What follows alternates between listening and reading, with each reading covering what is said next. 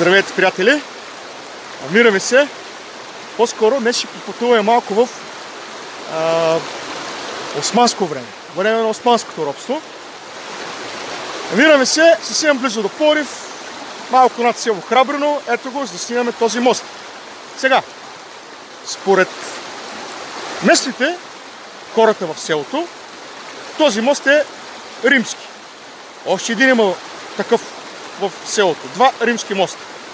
Обаче, съдейки по архитектурата и по местата, които този мост, пътя през този мост е свързвал, малко римляните са ми много далече, античността е много далечна, защото ние се намираме някъде на границата между нахиите, Коюн Тепеси, част от която е била и село Храбрино, тогава с друго име Сотур, и там нагоре нахия Рупчус с главно населено място Тъмръш.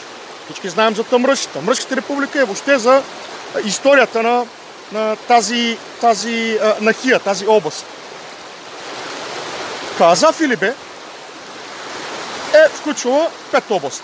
Освен двете споменати Рупчус и Коюн Тепеси, още Конуш, района на Асеновград, Караджадак, района на Брезово, което значи Сърнена планина, всички знаем, Сърнена Средна гора, и другата нахия, в дъното на север, Гьопсата, това е района около Сопот, Карлово и Клисура.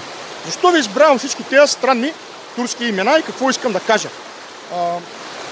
Пак казвам, не искам да се заяждам с едно цяло село и цяло село да ме намрази, защото му взимам от историята, но просто ще поразсъждаваме, защото този мост не е римски. Първо, римляните са практични хора. Няма какво да свързва този път.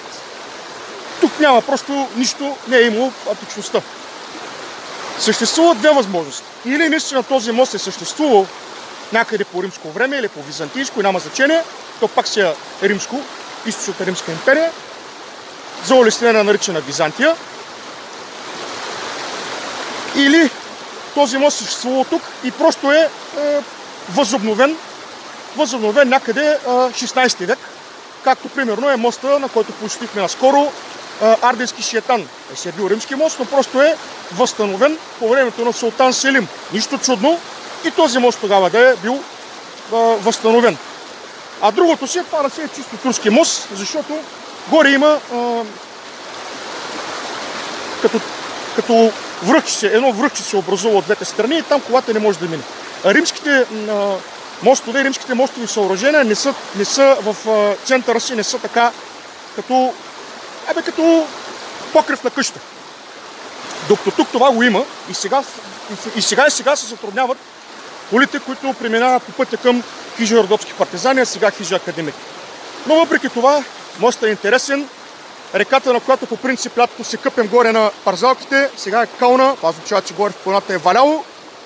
А пък е една приятна разходка съвсем близо до Пловдив в последните дни на тази година, за да се поснимаме малко и да се поразходим в Родопите, за да снимаме този наистина интересен мост. Пак казвам, не се заяждам с хората от Храбрино, а малко така поставям под съмнение твърдението, че този мост е римски.